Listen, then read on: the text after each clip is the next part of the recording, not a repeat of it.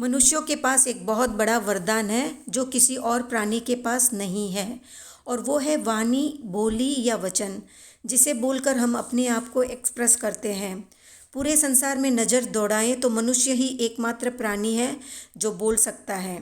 सोचिए, अगर जानवर को ये वरदान मिल जाए तो एक भी कत्ल खाना चल नहीं पाएगा। उनका दर्द सुनकर सारे बूचड़खाने बंद हो जाएंगे। तो वाणी तो हमें मिली ही है, जिस पर तीर्थंकर की वाणी, वो तो 35 वचन के अतिशय या विशेषताओं से संपन्न होती है। ऐसी विशेषता जो केवल तीर्थंकरों में ही होती है, किसी और में नहीं। तीर्थंकर की वाणी की एक विशेषता ये भी है कि वे जो भी बोलते हैं सबको अपनी अपनी भाषा में समझ में आ जाता है। जैसे मनुष्य को मनुष्य की भाषा में, देवता को देवता की भाषा में, पशु को पशु की भाषा में। तीर्थंकर केवल ज्ञान प्राप्त करने के बाद लोक कल्याण हेतु देशना देते हैं, प्रवचन देते हैं। वे वही कहते हैं जो उन्होंने सत्य रूप में जाना है या जिया है। इसलिए उनकी भाषा में सत्य के सिवाय कुछ नहीं होता। उनके वचन भी अतिशय से संपन्न होते हैं। तीर्थंकरों की वाणी मेघ के समान गंभीर होती है और वो कभी निष्फल नहीं जाती। उनकी वाणी इन 35 अतिशय से संपन्न होती है। तो जानते हैं वे 35 अतिशय।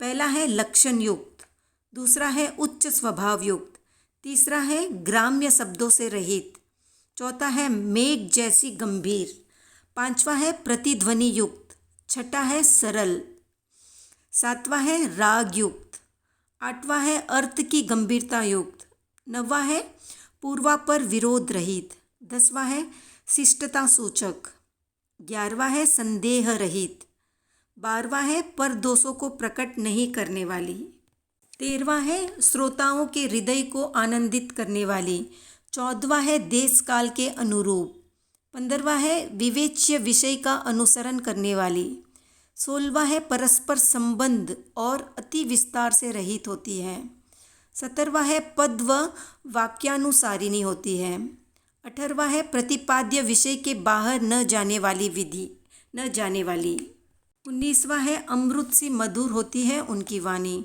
20वां है मर्मघात से रहित होती है, 21वां है धर्म मोक्ष रूप पुरुषार्थ की पुष्टि करने वाली होती है, 22वां है अभिधेय अर्थ की गंभीरता से युक्त होती है, 23वां है आत्म प्रशंसा व पर निंदा से मुक्त होती है, 24वां है सर्वत्र श्लाघनीय, 25वां है कारक लिंग आदि व्याकरण सम्मत होती है, 26वां है श्रोताओं के मन में जिज्ञासा जागृत करने वाली होती है तीर्थंकरों की वाणी, 27वां है अद्भुत रचना में सक्षम होती है, विलंब दोष रहित होती है, 29वां है विभ्रम दोष रहित होती है, 30वां है विचित्र अर्थ वाली उनकी वाणी होती है, 31वां है सामान्य वचन से कुछ विशेषता वाली होती है, 32वां वस्तु स्वरूप का साकार वर्णन प्रस्तुत करने में समर्थ होती है तीर्थंकरों की वाणी, 33वां है तत्व व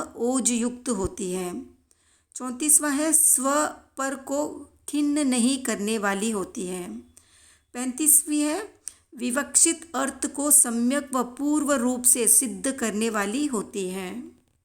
तो ये थे तीर्थंकर के 35 वचन के अतिशय। जानकारी अच्छी लगी तो लाइक, शेयर, सब्सक्राइब करें।